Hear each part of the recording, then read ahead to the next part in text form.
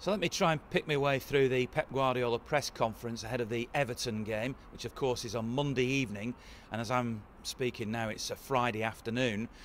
Part of the press conference, the second part of it, and this is the normal procedure, was embargoed until 10:30 on Sunday night. That's for the use of the Monday newspapers, so I can't refer to that. But in terms of the bit that was open to the public and immediately publishable, the first question was about the terrible atrocities in Barcelona.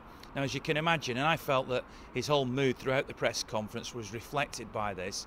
He did seem a little subdued. He said he had been affected by it, and of course he wanted to pass on his condolences to those who'd lost family members or indeed the victims of the events of this week.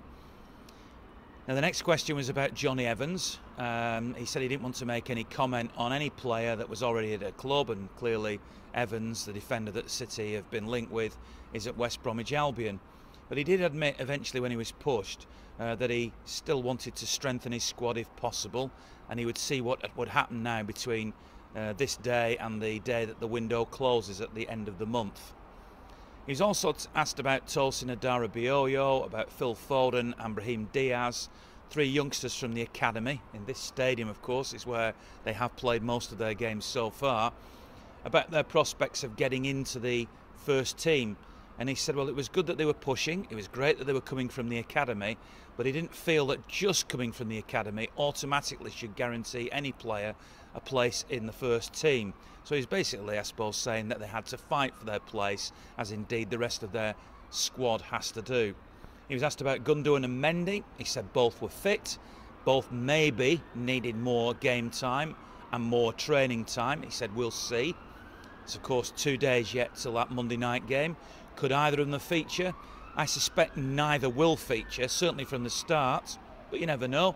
It could be that one of them gets on the bench, one of them starts, or he could spring another surprise that we can't see at the moment.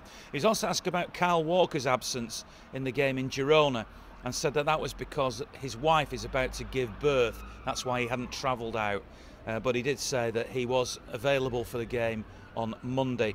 As far as Everton were concerned, of course, we know that he knows Ronald Koeman well. He said that they'd strengthened well and he knew he was a good manager and that they would be one of the top sides in the Premier League this coming season. So that was probably the gist of most of the points in the press conference that I can talk about ahead of the embargo, which will be revealed. But hopefully that's given you a little bit of a flavour without any sensationalism, just reporting the facts of what happened at the press conference. Thanks for watching this, thanks for subscribing, and I'll be reporting from the game on Monday evening, of course, doing another vlog. And if you've not seen them yet, there was a vlog that I did down at Brighton, which has been very popular, I know, among City fans. And more recently, this week, I visited Flixton and Chadderton branches of the Supporters Club. If you've not had a look at those yet, it's well worth it. You'll hear an interview with Simon Mullock from the Sunday Mirror, talking very frankly, really, about an incident involving Yaya Toure when City were out at CSK in Moscow a couple of years ago that you might remember. Also, you'll meet Helen Turner. Remember Helen Turner ringing the bell? She's also got a grandson. He brought the bell along to Flixton branch, and you'll hear all about a couple of stories from him. Another fan who remembers Frank Swift and Bert Troutman, who I've not seen play, but he gives his views on that. Gary Owen also throws his views in on goalkeepers, and a very young chairman and organiser of the Chadderton branch. Well worth watching if you're a Blue. For now, subscribe, retweet, share, and thanks for watching.